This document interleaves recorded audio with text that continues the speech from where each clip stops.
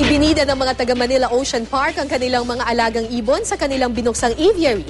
Ang mga ibong ito pansamantala lamang nilang aalagaan at pakakawalan din kapag kaya na ng mga ibon. May news to go si Athena Imperial. Athena.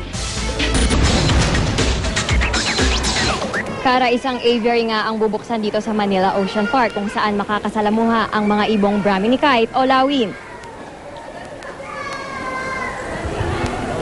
Kali sa Ilocano, banog sa Bisaya, lawin sa Tagalog.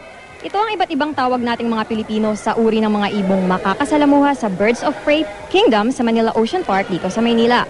Ang Birds of Prey Kingdom umano ang pinakamalaking Birds of Prey aviary sa Southeast Asia. Ang 46 na Brahminy kites na nasa Birds of Prey Kingdom ay mga ibong ni-rescue ng Department of Environment and Natural Resources at kasalukuyang inaalagaan ng Manila Ocean Park. We train them on a positive reinforcement. They are conditioned to fly within a safe environment, which is the Birds of Prey Kingdom. Within these attractions itself, they are also, because there's ample space, they are allowed to showcase their natural flying stance.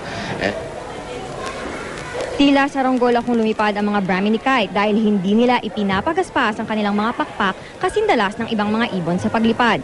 Hindi dapat matakot ang mga gustong bumisita sa aviary ito dahil maaamo ang mga ibon. It is very, very safe. We created this environment to allow families and children to enjoy the nature. When the kites fly down to take a feeding from the guest hand, the guest will wear gloves. So kite just pass by, take the feeding and move on. Ayon kay Francis Law, ang trainer ng mga ibon, kapag naririnig ang kanilang mga huni o ang tinatawag na bird call, at is o hindi naiilang ang mga ibon sa mga taong gusto silang makasalamuha. Ayon pa sa trainer ng mga lawin dito sa Birds of Prey Kingdom, safe pakainin ng mga ibon dito. Karaniwang ipinapakain nila ay dilis.